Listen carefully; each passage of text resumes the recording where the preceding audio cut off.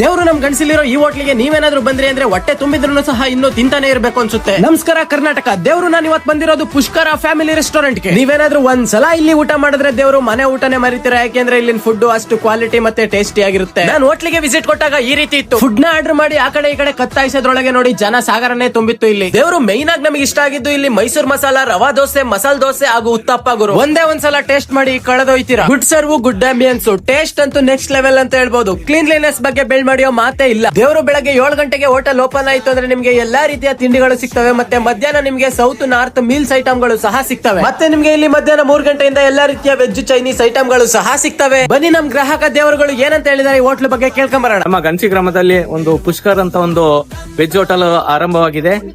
ನಾನು ಬಂದು ಇದರ ಒಂದು ರುಚಿಯನ್ನು ಸವಿದಿದ್ದೇನೆ. ಅತ್ಯಂತ ಅದ್ಭುತವಾಗಿ ಇದೆ ಹಾಗೂ ರುಚಿಯಿಂದ ಕೂಡಿದೆ ಹಾಗೂ ಶುಚಿಯನ್ನು ಸಹ ಒಂದು ಕಾಪಾಡ್ಕೊಂಡಿದ್ದಾರೆ. ಪುಷ್ಕರ ಹೋಟ್ಲು ಮಾಡಿದ್ದಾರೆ. ಒಂದು ಹೋಟೆಲ್ ಟಿಫನ್ ತುಂಬಾ ಚೆನ್ನಾಗಿರುತ್ತೆ. ಊಟ ಇಲ್ಲ, ಒಂದು ಫ್ರೀ ಬಂದು ಟೇಸ್ಟ್ ನೋಡಿ.